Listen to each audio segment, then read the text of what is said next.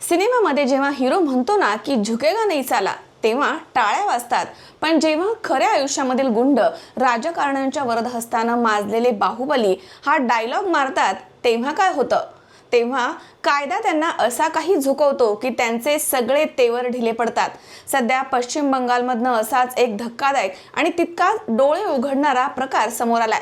ज्यांनी स्वतःला फालताचा पुष्पा समजलं होतं त्या TMCच्या नेत्याची पोलिसांनी अशी काही धिंड काढली ना की आता सोशल मीडियावरती फक्त एकाच गोष्टीची चर्चा आहे, पुष्पा तर पार फुस झाला.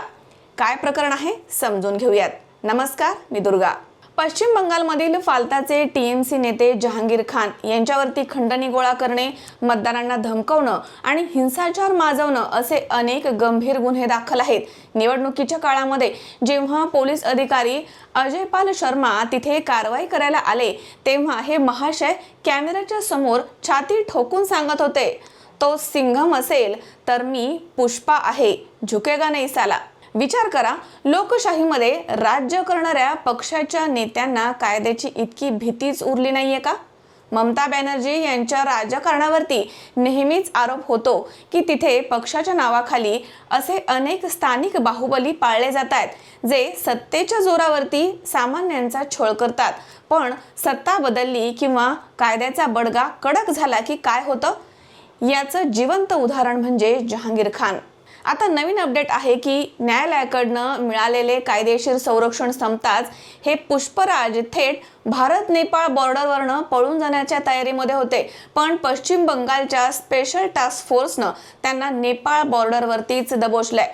अटक केल्यानंतर पोलिसांनी काय केलंय?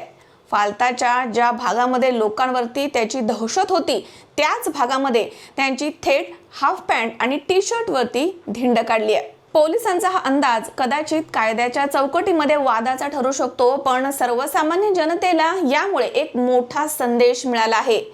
गुंड कितीही मोठा असो, कायद्यापेक्षा कधीच कोणी मोठं असू शकत नाही. लोकांच्या मनामधील भीती घालवण्यासाठी पोलिसांनी ही हाफ पॅन्ट परेड घडवून आणली आहे. या प्रकरणामधील थेट दृश्यांमध्ये तुम्ही आता पाहू शकता की कशा प्रकारे स्वतःला बाहुबली समजणाऱ्या नेत्याचे तेवर पोलिसांच्या समोर पूर्णपणे मवाळ झाले आहेत. राजकीय नेत्यांच्या आशीर्वादानं स्वतःला कायद्याच्या वर समजणाऱ्या प्रत्येक गुंडांसाठी हा एक मोठा धडा आहे. आज जहांगीर खान यांचे हात जोडलेले फोटो आणि व्हिडिओज व्हायरल होत आहेत. यावरनं एकच स्पष्ट होतं, सत्तेची ऊब आज आहे तर उद्या नाही, पण शेवटी कायद्याच्या समोर प्रत्येकाला झुकावंच लागतं. तुम्हाला काय वाटतं, अशा गुंडांवरती अशीच कठोर कारवाई व्हायला हवी का? कमेंट करून तुमचं मत नक्की सांगा.